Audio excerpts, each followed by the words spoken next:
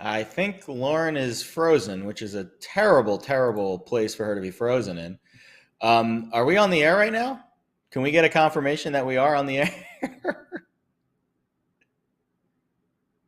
I think we are. Hi, this is Let's Bet It. Lauren is frozen right now. We're going to get her back in just a minute.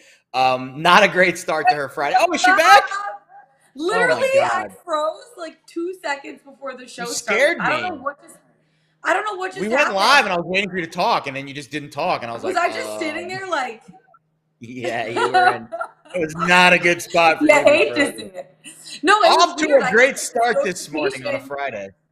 I know. God, I'm back in my Atlanta apartment. Apparently, the internet's a little shoddy. I hate to say it. Well, happy Friday, guys. It's Frisky Friday. It's Freaky Friday because I don't know what's going on with the internet connection. But Freaky welcome to Friday. Nolan's Minute. Lauren Jabara here with Jared Smith. Gerard. Lots Woo! to get to today because we had a game 5 of the NHL last night. We have game 4 of the NBA tonight. We have Better Up. We're watching college baseball. Why don't we get started with college baseball? Because congratulations to Oklahoma women's team because they are the best team by far.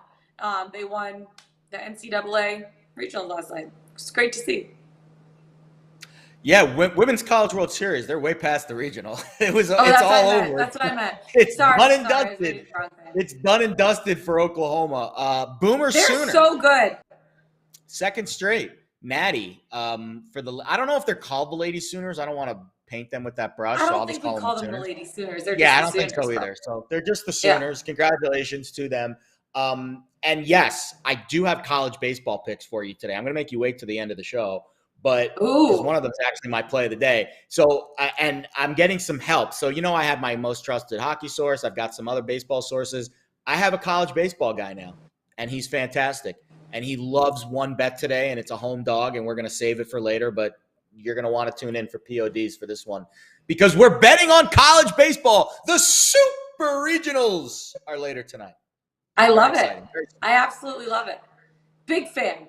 We're also Big betting fan. on MLB, Major League Baseball, Yes, with our Better Up segment. So let's get right into it with our YRFIs and our NRFIs. Yes runs first inning, no runs first inning. Yesterday, the no runs first inning went 7-4.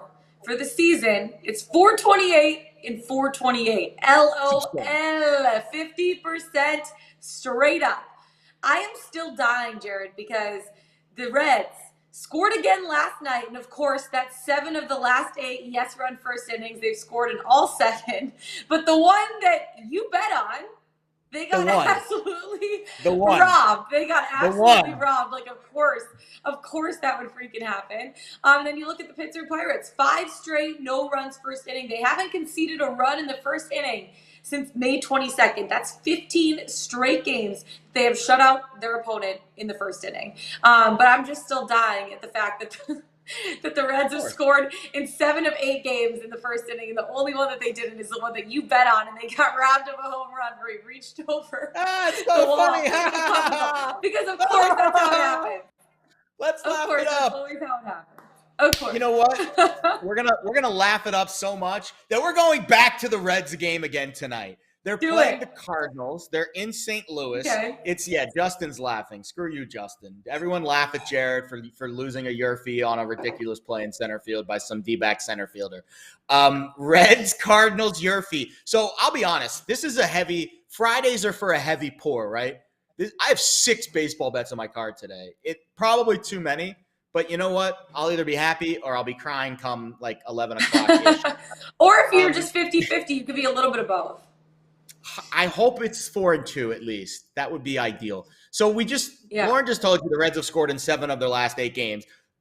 Both teams, Reds and Cardinals, are over 30% with their run scoring rates in the first inning this year. That is well above the Major League average, which is hovering just below 29%. The pitching matchup here, it's kind of a dichotomy, and we'll get into Luis Castillo a little bit more in just a bit. But he hasn't given up a run on the road in 3 starts this year, in the first inning, of course. But he has a 304 average against and an xFIP higher than his actual FIP. So I'm hoping at some point we get some negative regression to Luis Castillo's road NRFI rate. He hasn't allowed a run. I think it might happen tonight. On the other side, Andre Palante, he's probably never heard of him. I hadn't really heard of him until I did some research on him this morning. He's making just his second career start, his first start ever at home. He was a bullpen. He's pitched in St. Louis before at home, but he was coming out of the bullpen.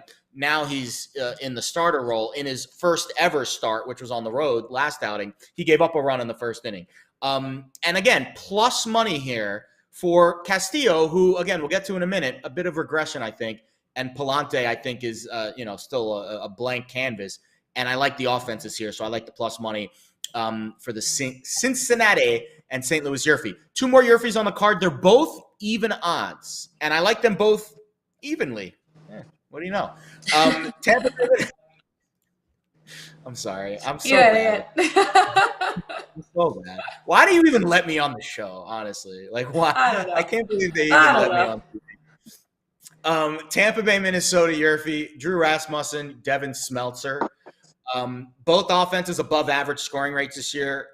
Minnesota's at almost 36% with their first inning scoring rate. Tampa Bay's at 31.5. Neither guy has overwhelming numbers. Rasmussen's been the better of the two pitchers for sure, but overall he has a 5.14 ERA on the road and 1.65 at home. We talked about the Zach Eflin home road splits yesterday. Guess what? Zach Eflin gave up a run yesterday in the first inning. So Rasmussen on the road tonight in Minnesota, I think, is susceptible. And Smeltzer's got below average stuff and very below average first inning numbers. A 1.4 whip and a 5.7 FIP. Whip and FIP for Smeltzer. So we'll go yes run first inning there. And then Milwaukee, Washington. I love this pitching matchup. Because Ashby has been fantastic overall, 6-0 to the NRFI, 4-0 on the road, but the walk rate's really elevated, 16% in the first inning, and I think eventually that walk rate will come up to catch him, and he will everyone gives up a run in the first inning eventually, even the best pitchers. The fact that he hasn't given up a run yet in the first inning, despite a lot of ducks on the pond with a 16% walk rate, he will give up a run at some point, hopefully tonight. Eric Fetty, again, one of these regression candidates.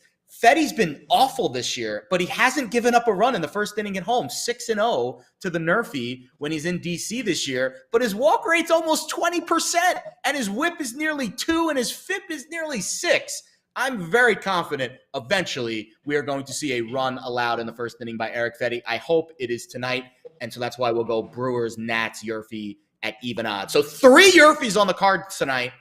We're going 3-0. It's happening. It's Jared gonna happen. wants to see a lot of hits and runs and hits and runs and hits and runs. Let's make it happen, baby. You love to see it. Okay, getting into our props. I'll start with mine because I have a pitcher prop. Joe Musgrove, over 5.5 strikeouts tonight. Now, he's gone over this total in 5 of his last 6 starts. He's also gone over this total in 8 of his starts on the season. And you look at the Colorado Rockies, they're starting to creep up right now in the strikeout ratings, which is something you don't love to see if you're the Rockies, but if you're Joe Musgrove, you do love to see it. Right now, they're at 23% strikeout rate versus righties over the last 2 weeks, and that's the bottom half of the league in that span.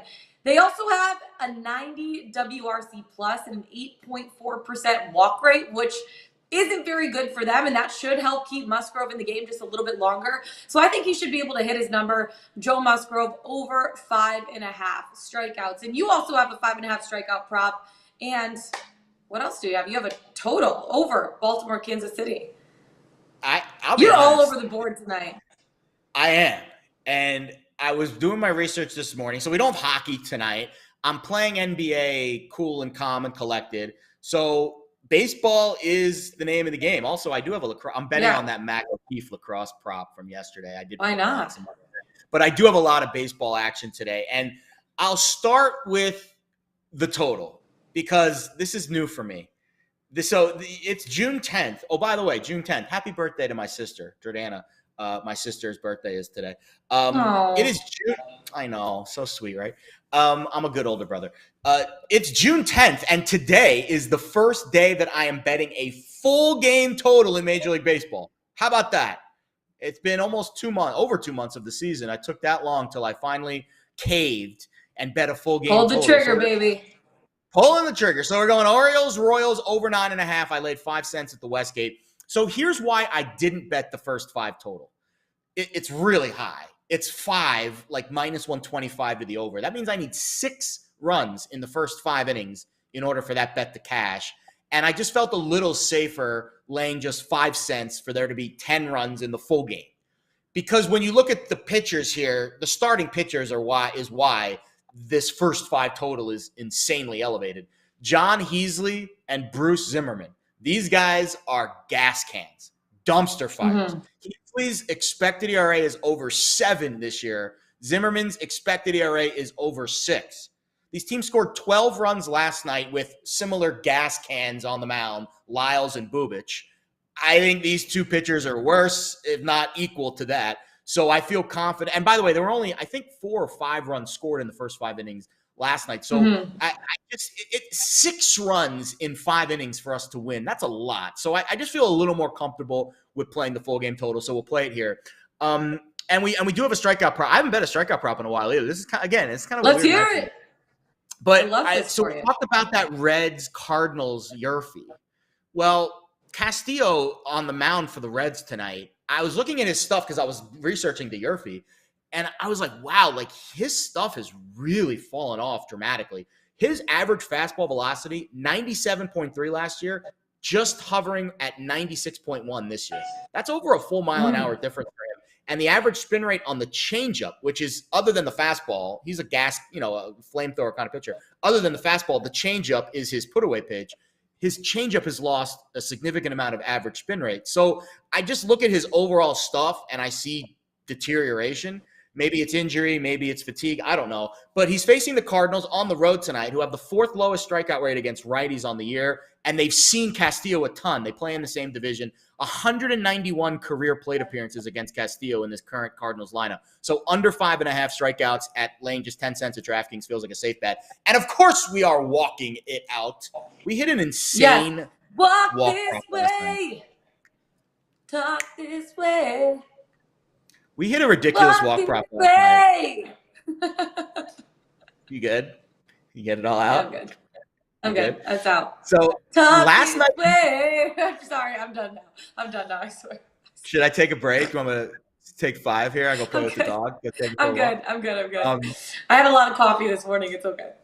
Listen. Okay, you know I love doing you know I love doing the shows with you, and this is just fuel. This is just fuel to the fire. Nick Pivetta had no walks last night in the 6th inning and 11 strikeouts, and then he melted down and walked 2 consecutive batters before they pulled him. These walk props you're never out of it. You're never out of it. So with Luis Severino tonight against the Cubs, over 1.5 walks, laying 10 cents over at DraftKings. This is a 60% hit rate on the year, 6 out of 10, despite the fact that Severino's overall walk rate is pretty low, 2.2 per 9. But he's still gone over this in 6 out of 10.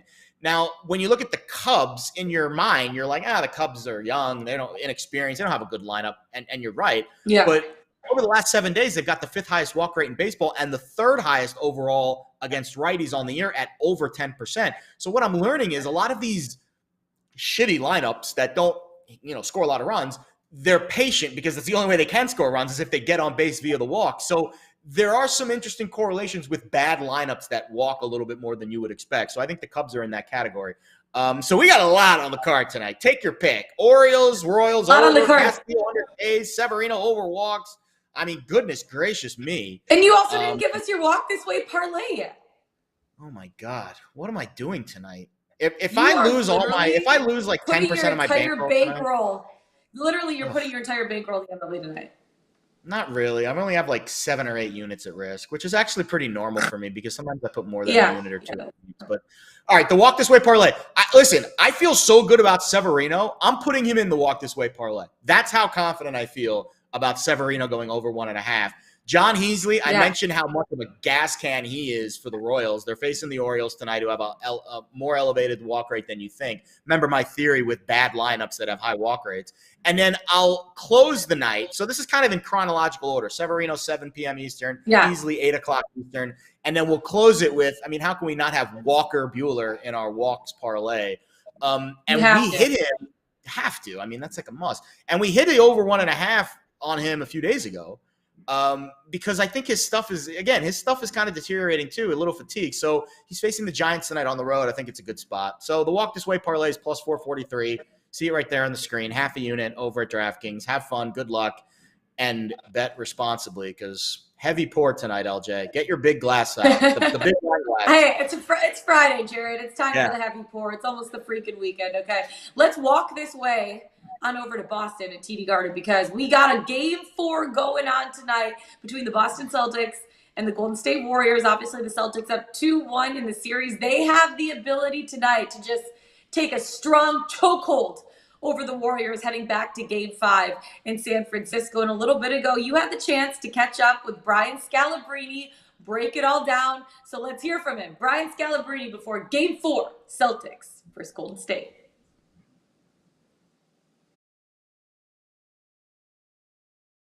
All right, Scott, let's get right into it. Boston wins Game 3 pretty handily. They cover the spread. Game goes over. Now they're obviously heavily favored to win the series. Favored again in Game 4 tonight. Let's take your takeaways from Game 3, and we'll try to apply them into Game 4. What did you see the other night in Game 3 that really makes you think Boston is now a cut above in this series? Nothing that changed my mind. Actually, let's go the other way. I was pretty confident that Celtics were going to win the series. I was like, the series line's a great line. They're bigger, they're stronger, they're more physical, they play better defense, they have more weapons throughout. But the Steph Curry performance, the Klay Thompson performance, those guys, if they do that and Draymond's not atrocious, they have a chance to win Game 4. So I kind of felt like it was going to go back to the Bay Area tied 2-2. And so I feel like looking at that, maybe letting Klay out of the bag could be a dangerous thing for the Celtics moving forward. But like I told you on the show, the only thing I got wrong, which you absolutely got right, focus on the stars.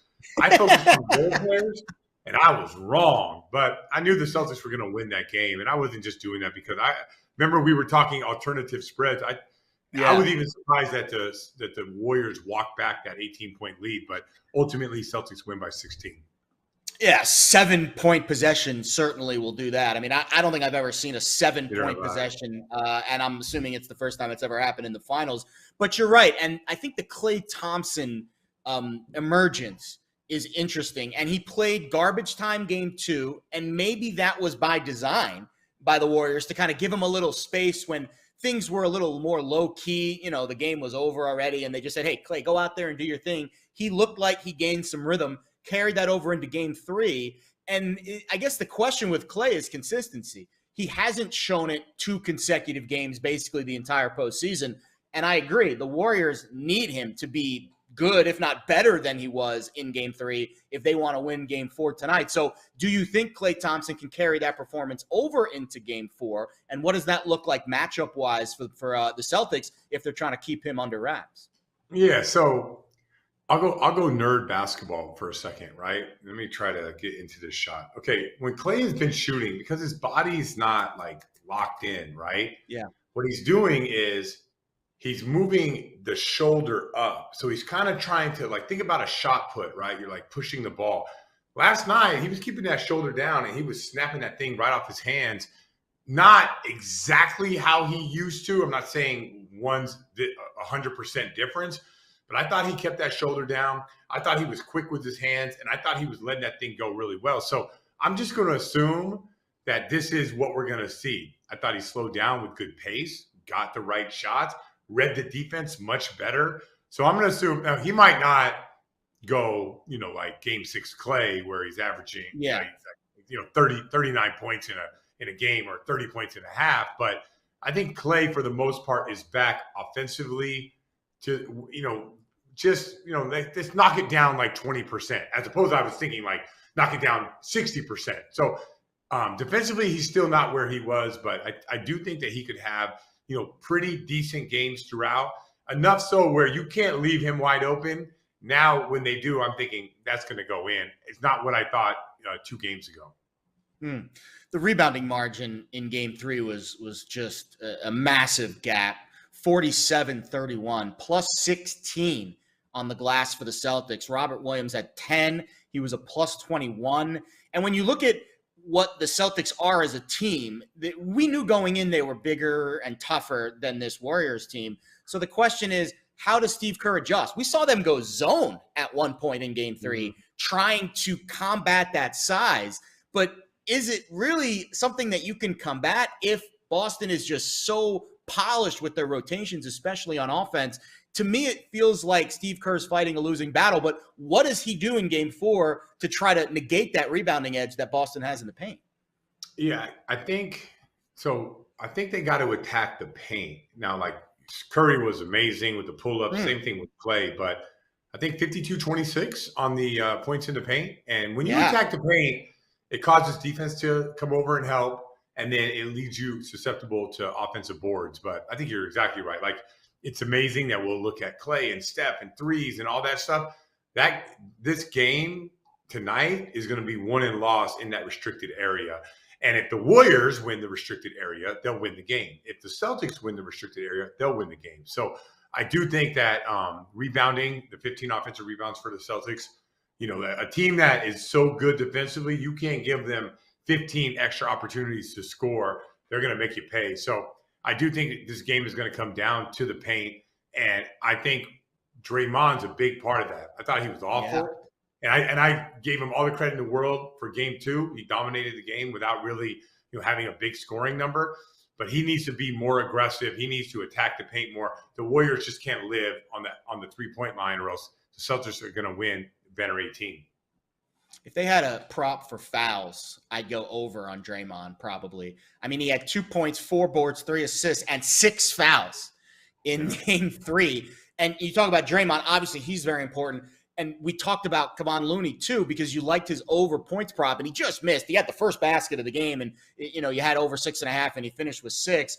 To me, a guy like Looney can maybe tilt the scales in the other direction. Do you think Steve Kerr, you know, he only played 17 minutes in game 3. Do you think that number increases tonight? And if that's the case, maybe we should be looking at Looney props for this game. Let me ask you a question. In my mind, I'm like, I took the Looney over. So in my mind, am I jaded by thinking that Steve Kerr should have played Looney more? Like, what are you doing? That's a bias that you have, obviously, but that's a fair bias. What you're telling me is, as great of a human being as I like to think I am, I am wagered biased, basically. Yeah, that's called the gambler's fallacy. We always think what we bet on should have happened, and when it doesn't, we come up with these reasons why it didn't. It's a classic gambler's fallacy. It's all the time. But just like, for example, I'll give you this one. For example, if you walked up to bet on a coin toss and it was 50-50, but it showed the last 10 results of the coin toss prior to when you walked up, and you saw 10 consecutive tails in a row, what would be your bet if you walked up? You probably bet heads. Exactly. But at the end of the day, it's still 50-50. There could the odds of the 11th consecutive tails is just as good 50-50 than the prior 10. So that, like, when you look at Looney, to me, if the minutes go up, that's a prop we got to bet on, even though we kind of got burned by Steve Kerr the other night. Yeah, okay. So if they would have played Looney, now here's the problem. 20 minutes, when you get, 25 when minutes. When you get down big, you can't play Looney. You have to play Jordan Poole to get back into the game and all that. So I took the Jordan Poole under assist. He was over, because he had to play, because they had to initiate offense to get back into that game. And then I took the Looney over, and they sat him because they needed offense. So I thought it was going to be a more of a rough and tough type of game, but I'm going to double down on that. I'm going to double down on Looney, and I'm going to double down on Jordan Poole. Sometimes I get things right. I just get them right the game before. Well, you missed by the hook on 2 props that were very low numbers. I mean, one shot from Klay Thompson.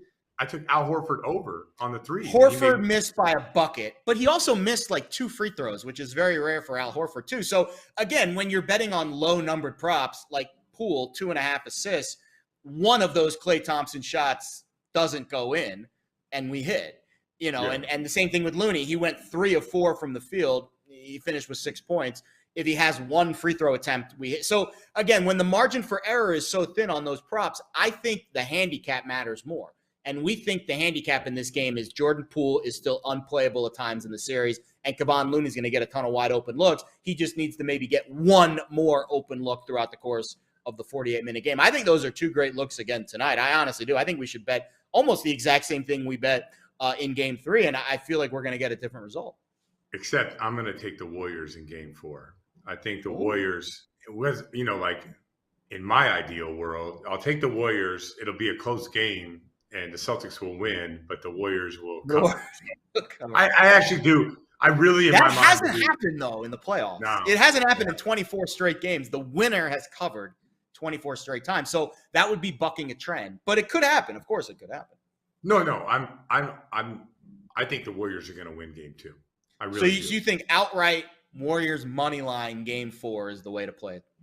Yeah, but I can't do that because I always want to keep hope alive that my Celtics can win the game and the Your Warriors. Boston fans wouldn't. But I do. Like, if you're asking my professional opinion based on Pickswise, is the Warriors win. It goes back to the Bay Area 2-2, and then Celtics will win 5 and come back and close it out in 6. They'll finally realize Draymond will have a great game, but they'll finally realize the Celtics are just bigger, badder, stronger, tougher, all those things that it takes time for a team to realize when you're playing the almighty Golden State Warriors. So I'll close with this. So that means, in my eyes, we bet the Warriors money line in Game 4. But then we come back on Boston to win the series after that? Let's just play it out as we go towards the end of the rainbow here. That would be an interesting strategy. I already took the Celtics to win the series before last game. You do? Yeah, because I think it's I don't know if my number I'll follow up with one more question then. Do you think the one less day of rest has any impact between Game 3 and 4? They're only getting 1 day. They only got 1 day off. Yeah, when you're at home, you have the ice tubs, the massage, or you have everything at your disposal. When you're on the hotel, it's not the same thing. They're not bringing in these like $20,000 ice tubs and stuff like that. So when you're on the short rest, it's better to be at home. Interesting. So that would favor the Celtics then. And is the Steph Curry injury concerning to you at all too? Yes. So like unfolding the Steph Curry injury, obviously I throw everything out if he decides not to play. But like the guy, I feel like he's going to be a warrior out there. I feel like Steph Curry has been brilliant. I don't see any reason why he will not continue his brilliance in Game 4. All right, so you heard it here first. Warriors win Game 4. Looney over. Draymond over. Dogs barking too. That's a good sign for your pick. Yes. That's good. You know what? I'm going to load up on Draymond in Game 4. I don't. Yeah, I'll load up. I feel like Draymond has to score, and I think he knows he has to score. Every time I play the Draymond over, it's always after a bad game, and he usually covers. So I'm going to go that direction. All right, you heard it here first. Warriors win Game 4. Scal, good luck tonight, bud. Thanks.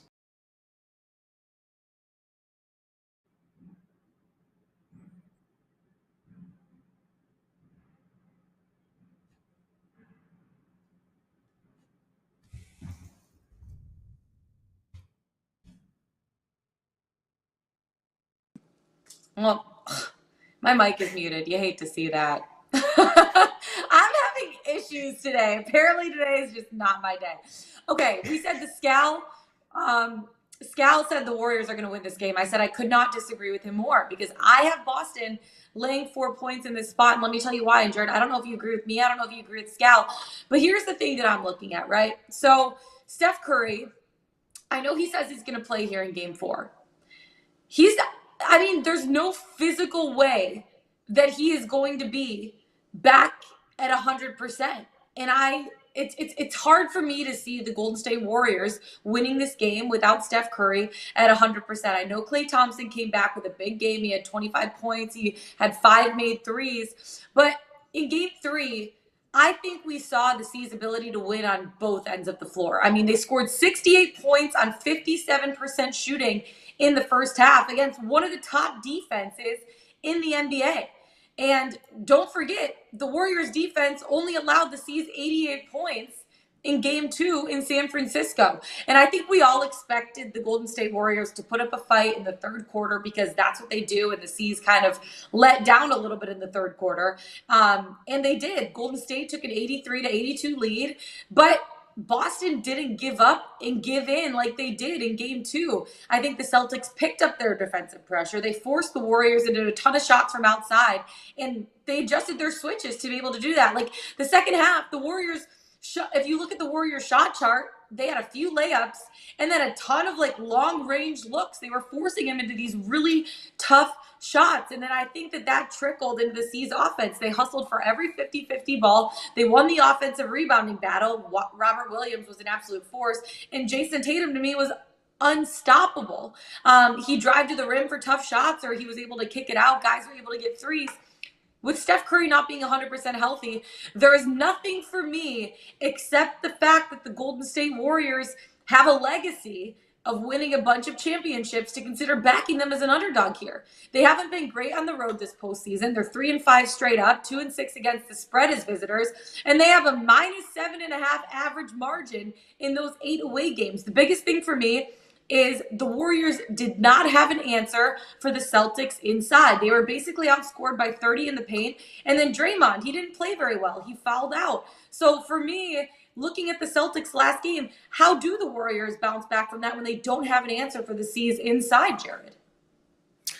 Yeah, I don't disagree with your handicap. I think absolutely this game changes if Steph Curry is not 100%. And there's no way of us knowing what his true percentage really is.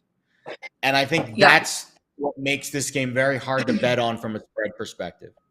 I respect Scal's opinion very much, and I agree that there is going to be a lot of interest in the Warriors tonight. For example, I looked at the splits this morning at MGM, and this is exactly how you should be betting the game, regardless of which side you like. 80% of the handle is on Celtics laying the points in the money line side. 70% of the handle is on the Warriors plus 140, whatever. That's the way to play this game. You either lay it with Boston or you take the money line price with the Warriors. I am not going to get involved here. It's funny because I wasn't going to bet the NBA at all tonight. I do like your props, by the way, which we can get to in a minute. But listening to Scouts, I do like your props, and I think we should same game parlay your props. But when I was listening back to the segment as we were watching it, I was like, man, I got to get involved with Looney because Scal's spot on. They're going to play him more, and I noticed that FanDuel bumped his number down to 5.5. which is 3 buckets, which is what he had last game. So I am going to play Looney's over points prop, and I'm probably going to get involved with your props as well. But from a spread side or total perspective, I can see very strong points for both sides. And I think if you are feeling like one way or the other, you either lay it with Boston on the spread. Because, again, I'll go over the trend for you one more time, and you love this. This is like your favorite trend ever. So 24 straight playoff winners have covered the spread. There's not been a win, no cover since the Warriors game 4 against the Grizzlies back in round 2. 65-0-1 against the spread since 2014. That is when an NBA Finals game has a spread of less than 6, and the winner has not lost against the spread since 2014. One push, 65 wins.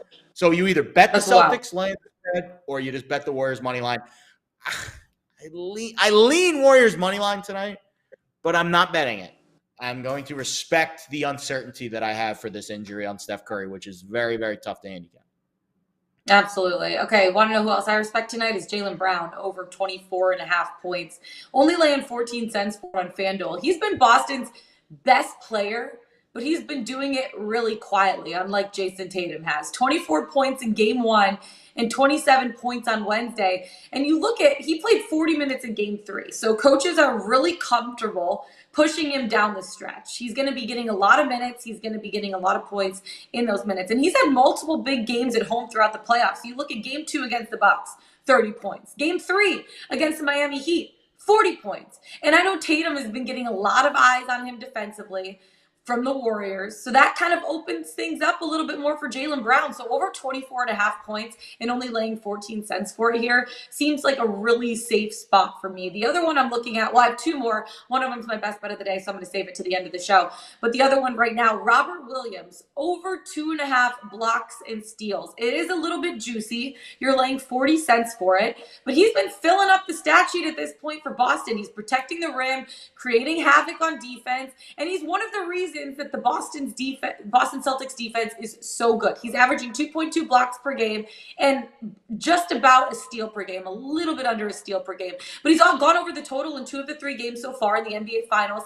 And the one game that he fell short, he only played 14 minutes. I think he had a knee injury or an ankle injury or something that he was nursing a little bit. So his magic number at this point is 20. When he plays 20 minutes, he's gone over that total 7 of 9 times. I know it's a little bit juiced, but he's been really good defensively, and I trust him enough to be able to go over 2.5 blocks and steals combined, laying 40 cents for it. So Robert Williams, over 2.5 blocks and steals. And I have one more prop, but we're going to save that for the end of the show.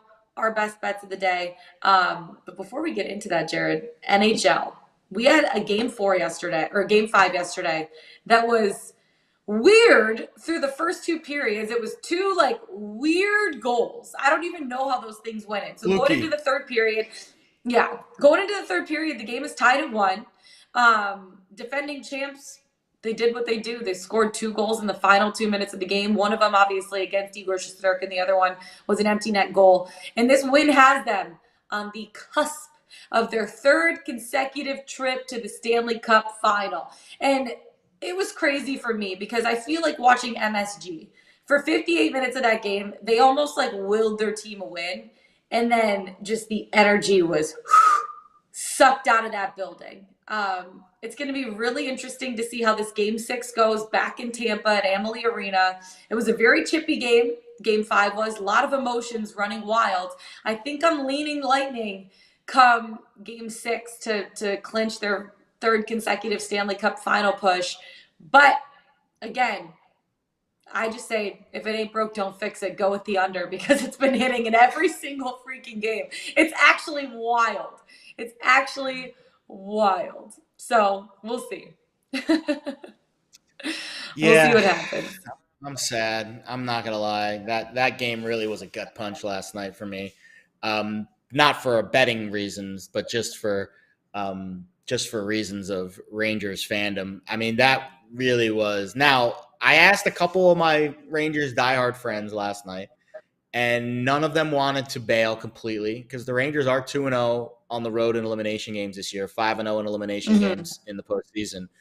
But very different animal when you're going to Tampa than when you're going to Pittsburgh and you're facing Tristan Jarry or Louis Domingue, or you're going to Carolina and you're facing Antti Ranta. You're going to Tampa Bay and you're facing the 2-time Conn Smythe back-to-back winner. So and the back-to-back champions of the Stanley Cup. So do I see a path for them to win the series? Sure. They have to go to Tampa and win a game, and then anything can happen in Game 7. Do I think it's going to happen? No. Do I like your under? Probably. They haven't scored in Tampa. I doubt they're going to score much. And I think Vasilevsky slams the door in Game 6, and we probably go to get a Tampa Bay, Colorado Cup. To be honest with you, the spot to play right here is Lightning puck line because a lot of these games, those empty net goals have been 100%. Backdoor covers for teams, and it's at plus money right now. So Lightning puck line is the way. Yeah, Lightning puck line is the way to play this game. They're going to be plucking them. Poor Zino. That's we got a text from Zino this morning. He played the Rangers puck line. He said he went to bed thinking it was a win, and I don't blame him. And then he woke up and it wasn't a win. You really hate to see it. Which team with the Avs match up best against the Stanley Cup in the Stanley Cup? I mean, I think the Avs have a better chance of winning against the Rangers in the Stanley Cup final. 100%. I think the odds say that too. Yeah. I mean, the Lightning are the only team, I think, in the National Hockey League that can beat the Colorado Avalanche in the Stanley Cup final, even though I'm hoping, obviously, the Avs win the whole thing. So we'll see how Game 6 plays out tomorrow at Amalie Arena. You guys will be breaking it down to Pickswise. I'm not on the show the next couple of days, but we will be breaking that down. Before we get into our best bets of the day, Jared, I know you have a couple things you want to talk about with college baseball. Or is that your best bet of the day? So I do have one college baseball bet for my best bet of the day, and the other one is let's go to Pickswise.com before. We don't want to spoil your best bet of the day. Pickswise.com, what's our 3-star play of the day? Nothing today, which is kind of surprising. Okay. There's a parlay on the site, and I would recommend that. I think it's I don't know who has it. We also, honestly, I take it back. Wow, I just refreshed, and if you're interested in a horse race today, I think – isn't it Belmont tomorrow? I think Belmont's tomorrow. I think so. Yeah. I think it is. Yes. So big week at Belmont. And Shane Ketteridge, who actually I've never seen a horse racing pick from on our site. Usually it's Martin Pennington who does a fantastic job. I'm sure Shane does a good job too, because they wouldn't let him give out Pennington. I'm sure they wouldn't let Sugar Shane write up a 3-star horse racing pick for the site unless he knew his ponies pretty well. I love the name. See, the horse names just make it. Jackie's Warrior in Belmont Race 9 later tonight. Take that for what you will. I like it. Okay, our best bets of the day. Do you want me to go first with my prop, or do you want to give out your college baseball picks first? Dealer's choice. You're running the show. You tell me. Okay, how about I go? I'll go first. And let you go. Draymond Green, over 5.5 assists at minus, what odds did I get? I didn't write down my sheet. Minus 122. Now he's coming off of the worst game that he's ever played, basically, in the postseason. He had 2 points, 4 rebounds, 3 assists, and he fouled out. You don't love to see that. Now, so far in the finals, he has 15 points to pair with his 15 personal fouls that he's also working with. For the entire postseason, he's averaging 6.1 assists per game. Now, after a loss, you look at some of his stats after a loss in the postseason, he's averaging 7.8 assists per game. Now, Klay Thompson's going to probably stay hot, and Draymond could see the benefit there. So I'm taking the over. Draymond Green, he's going to bounce back. He's going to have a solid game. Over 5.5 assists and minus 122. You're only laying 22 cents for it on FanDuel. And again, after a loss, he's averaging 7.8 assists per game. So I feel pretty confident that after what he said, I played like shit, quote, end quote, he's going to come back and have a game where he doesn't play as stinky as he did the last time. Okay, college baseball, Jared, you go. By the way, so officially I am, and I wasn't going to do this, but I am on Looney over 5.5 points for a unit. I laid 26 cents at FanDuel, and I'm probably going to do a same game parlay with Looney and LJ's Draymond Green prop, which is plus 202. Love that prop. Absolutely love it. It's very correlated because Draymond Green could literally give assists to Kevon Looney, and we could hit 2 at the same time. My college baseball bets today. First of all, shout out to a gentleman named Matt Grissom, who you can follow him on Twitter at I think Grissom Bets is his handle, but look him up because he has been crushing college baseball. He's a friend that I do some stuff with on other media networks, and he is a fantastic. I've met him in Vegas before. He's a nice guy. He's from Arkansas. He works in pharmaceutical sales or some kind of sales, but he is a college baseball savant. The dude knows his stuff, and he has been fantastic picking college baseball games this year. And he's got 2+ money bets tonight that I am on. And I looked at one of them, and I was like, I got to make this my best bet of the day because it is a misprice. So let's get to that one first. Texas A&M at home against Louisville. Now, this is the Super Regionals. You have to win 2 out of 3 in a home series, and then you get to go to Omaha for the College World Series. So Texas A&M is plus 110 at the Westgate to win Game 1 tonight against Louisville. That makes no sense to me. Why? Because they're favored to win the series. If you lose Game 1 with your ace on the mound, you're probably not going to win the series. So it didn't make sense that Louisville was the favorite on the road tonight, despite the fact that A&M's favored to win the series. These are the 2 best hitting teams in college baseball. So if you like offense, the total in this game is 15. Oh my God. In a 9-inning baseball game, the total is 15. But I think A&M, it's insane. And, the metal bats add to it a little bit, but still 15 is a lot. A&M's ace, Jacob Palish, is on the mound tonight. So if anyone can shut down this Louisville high-powered offense, I think it's him. Listen, they even have FIP in college baseball. 2.87 FIP and 10.5 Ks per 9 this year. He is a certified stud for the Aggies. And Louisville didn't look great last week. They were at home in their regional. They were pushed to the brink against Michigan. They won 11-9 in the deciding game. So they're a little bit gassed anyways after having to play 5 games last week in their regional. Louisville swept right through, bing, bang, boom, they were through. A&M won all 3 games. So I like the fact that Louisville's coming in a little bit fatigued. A&M's got the better pitcher on the mound. They're favored to win the series, but they're underdogs in the game tonight. So plus 110 A&M over Louisville. And then here's your half a unit sprinkle. We talked about Oklahoma off the top of the show. The Sooners are also underdogs tonight over Virginia Tech. And Oklahoma had one of the most impressive regional runs last week, beating Florida in Gainesville 2 out of 3.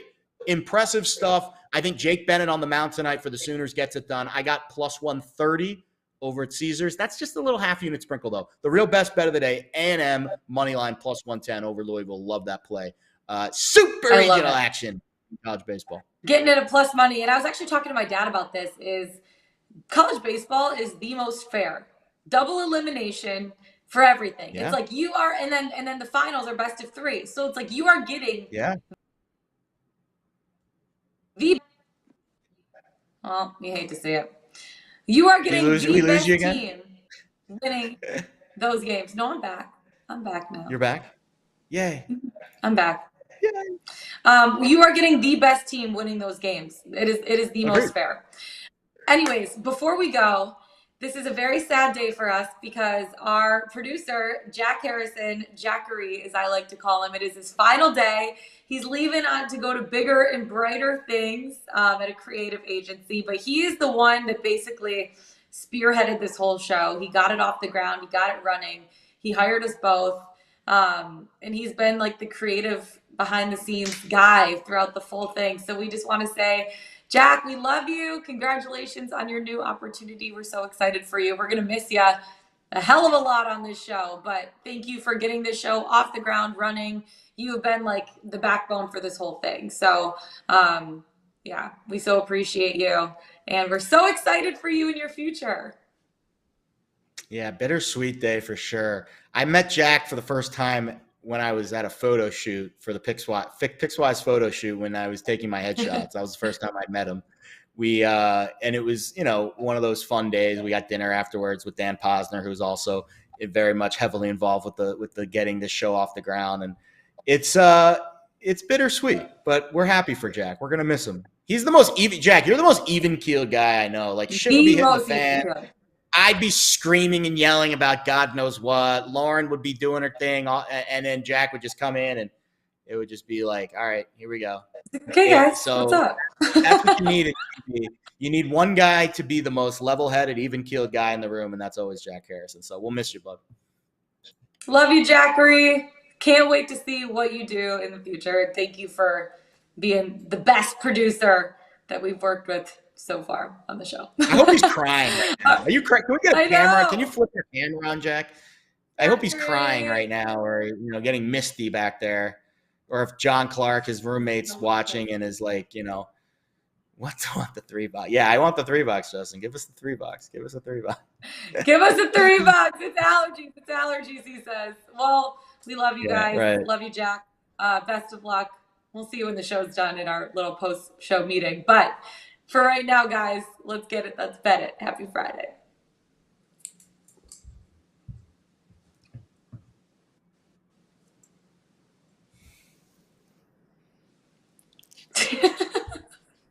Awkwardly long pause. Double salute. Double, triple. God. How about an uppercut? I was doing shadow boxing yesterday. Jab, cross, hook, jab, jab, jab. I hate being on this long. Cut us off. Cut us out of here.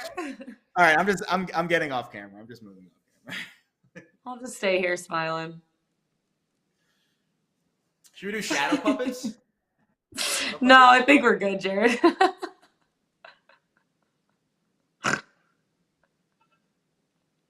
What are you doing? I don't know. This is the longest.